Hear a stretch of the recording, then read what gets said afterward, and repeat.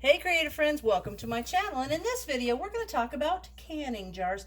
And the reason I'm doing that is because right now I am canning a lot of chicken, like a lot of chicken.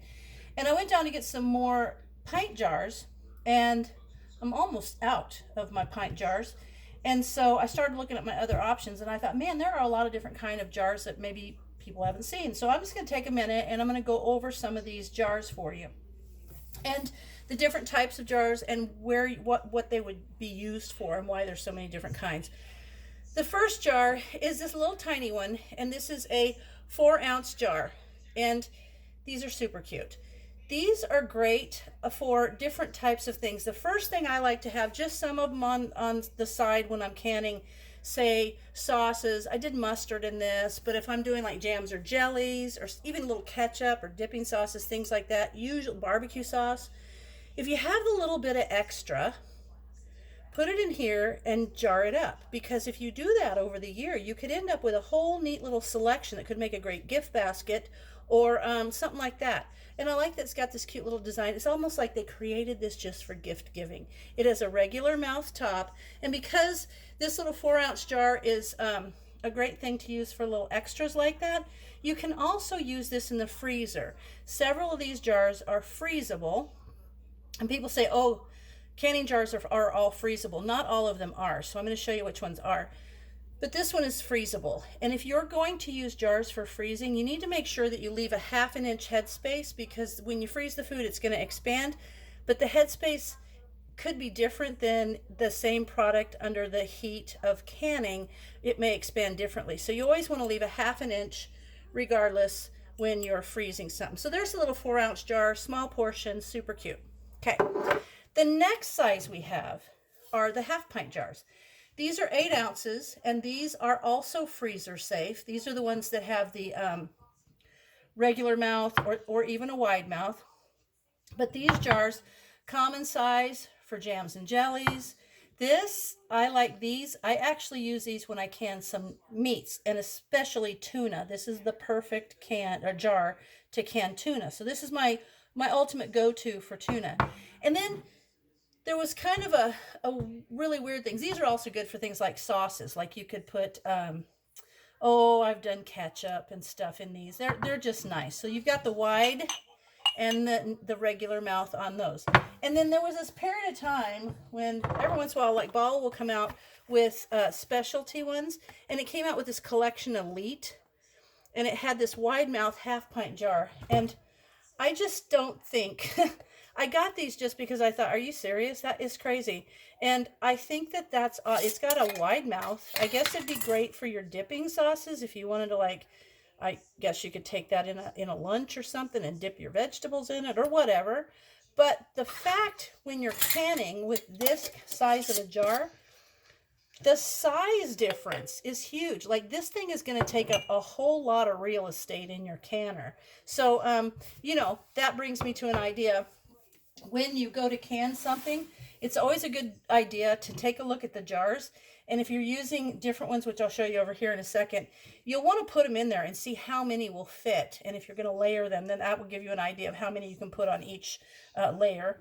But those are your 8-ounce jars. And those, again, the syrups, jams, jellies, pizza sauce, ketchup, things like that. I always use these always for tuna. And I do like to do meats. I'll do a lot of chicken in this, because this is the perfect size for me for like doing a chicken salad or a tuna salad without having to open a whole big jar of meat. So those are those. Now, this is an odd size, and you don't see this one very much at all. And you can see how it's got that pretty design. That's kind of like what special they give it, just for like kind of gift giving. It's really pretty. This is a 12-ounce jar, and it's really neat for, like, I like to put like chutneys or marmalades, especially marmalades that have like the pieces of orange or lemon peel, because it's so pretty. It's just it's a taller jar, and it's just a pretty jar. So, and I'm going to set these aside to remind me to talk to you about off-size jars. So I'm going to set those there.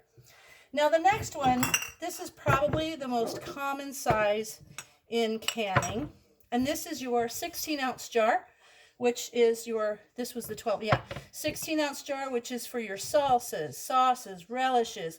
The wide mouth ones you can use for all kinds of different things. These are nice for, I like to do my chicken in these, and I'm going to show you the tops of these two jars particularly. These are all regular mouth, and these are wide mouth. So there's wide mouth and regular mouth. And yes, it's freezable. Yes, these are freezable. These are freezable. So these all can go in the freezer. But remember that 1/2-inch headspace. Okay, these two are wide mouth. This is my favorite jar ever. It's called a squatty pint. You don't really find them anymore, not like these old ones with the little, I just think they're so cool. So this one has a wide mouth and a shoulder. That is so cool. I love these jars. This is an oldie.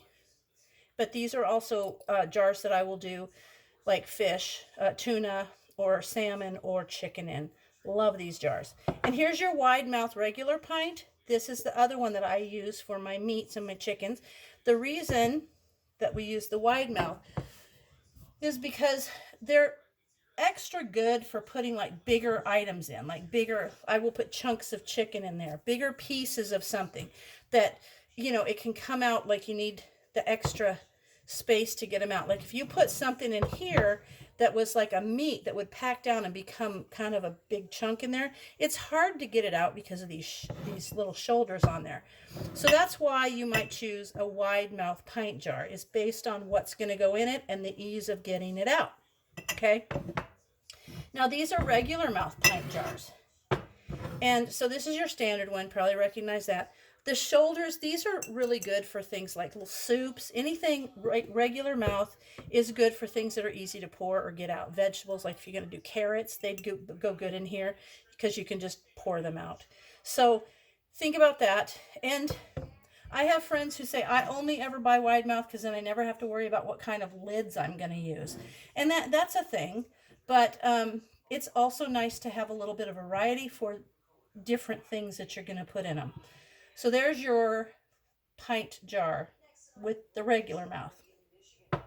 Here's something to think about though. I don't know, a few years ago, Better Homes and Gardens decided they were going to get into the canning business, and they created these jars, and they got kind of a pretty design on the outside. And then these ones were made by Ball, and this one had a ribbon on it. And I got these because I thought they were pretty for gift giving, but nice for salsa. Really nice. It looks really nice in there. I did a bunch of salsa in here and I gave it away. But these are real pretty. They're neat jars. But they had a ribbon around them, and if you bought these, there was like a percentage that went to, I don't remember what program it was, but it was one of those ones to help feed people who, you know, didn't have enough food basically. So it was nice to be able to buy these and then contribute outside of what I was doing. So, but look at this. See the bottoms of these? See the size of those? Like you can see that is a wider jar by just a little tiny bit. But when you get those in there, they're going to take up more space in your canner than one of these. And actually a wide mouth will take up a little bit more space in your canner. But you want to make sure that when you're putting your jars in your canner, that you know how many are going to fit properly. Okay, that's really, really important. So those are pints. Here's my favorite size jar ever. This is the awesome 1.5 pint jar, and it is a 24-ounce jar. And the reason I love this is because it gives you more than a pint, but not as much as a quart. And I do a lot of chicken in here, particularly chicken that isn't just raw chicken. I do that, or I'll do soups in here because it's great for like individual servings of soups. This is my favorite size. I love a 1.5 pint jar. These are 24 ounces. They're also great for pickles. These are the perfect size if you're canning asparagus, or you've got the really long green beans that you don't want to cut up. You can put those in there. But these are so good. I love these. But I'm going to set these aside because these are the funky jars that I want to talk about adjusting your recipe to accommodate for. All right, now the last one that I have here is a quart jar. Now quart jars will come in wide and no, they're just the regular mouth top jars, and they're good for Yeah, they do come in wide. They come in, I don't know what I'm thinking. They come in wide and regular mouth. They're 32 ounces. These are great for vegetables, peaches, your fruits, applesauce. Like this is like your second most commonly used jar. And most of the time when you see recipes, unless it's these are the sizes it's going to call for. Half pint, pint, and quart. Those are the most common in your recipes. Okay, so a quart jar, this one would have the smaller top, so I would use this for like my applesauces and things like that. But if I was doing big pieces of pear or peaches, I put it in here, but it might make it a little bit easier to do it for if you were doing like whole and halved fruits. Now slices could go in this one, but the wide mouth would accommodate like your whole half a peach would be easier. It wouldn't tear it up so much trying to get it out of the jar. So there's your quart jar. Now, what I wanted to talk to you particularly about are these three weird sizes, the off sizes. If you were to use this jar, because it is smaller, let's just look at a recipe for a jelly. And I'm going to show you this book. I like to use it. I'll put a link in the description because it is a free. You can download this entire book for free from the National Center of Home Food Preservation. So I feel like that's important for everyone to know. If you're watching YouTube, you probably have access to the internet. So here is, I'm going to do probably, I want to do a jam or jelly. Hang on, because that's the most common we're going to do here. Pie fillings are going to go in your quarts, but I should have had this picked up. Hang on a second.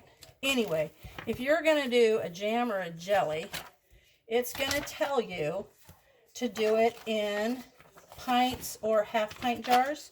Generally, hold on, I'm going to pause you so that I can go find this. All right, we're back. I was looking in the wrong section. So the section here, it's going to show you, and we're just going to pretend we're doing just a regular jam or jelly. And here it says, okay, all of these, you can see where it says half pints or pints. So that's this or this. I don't like to use the wide mouth. So that's that or that, okay? But what if you want to use this little guy? Do you adjust the time? No. You just do this smaller jar for the amount of the next larger jar, which is going to be your half pint. So if this tells me to do it for 10 minutes for a half pint, if I'm using a quarter pint jar, I'm going to do it for the full 10 minutes, okay? Now, so that's that. So you always want to adjust to the next size up, but never go over the largest size in the recipe. So let's say this recipe calls for half pints or pints.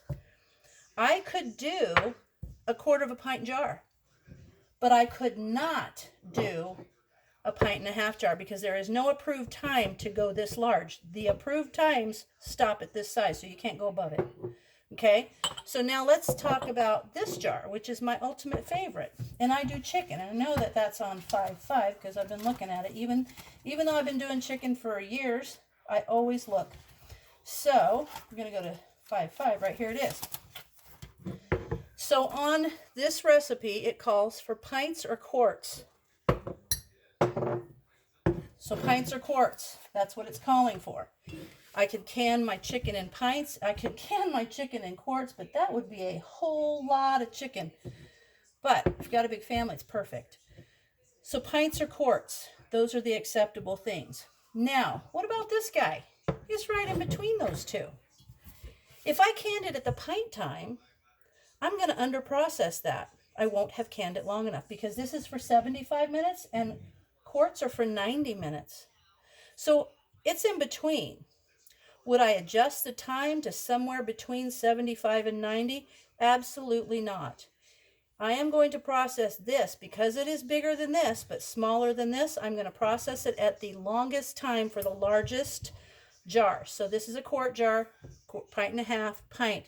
Because it fits in here, it's bigger than that one. I'm not going to can it at that time. I'm going to can it at the time for the next largest jar. But I'm never, ever going to use a jar larger than the largest one called for in a recipe. Because then you're clearly going to underprocess anything. So these all have pints or quarts. So when you look at a recipe, it's always going to tell you the size of jar that recipe was developed for And you always want to use the correct size of jar. And if you're using one that's in between but not bigger than the biggest size called for, you just always process it for the largest time. I hope that made sense. And you know what? You can look at cool things, like there's that weird little, this little half pint jars that looked kind of squatty and pinty. But every once in a while, and my friend gave me these for Christmas one year because these came out. They were a holiday jar, and they've got like a little star, a little snowflake on them.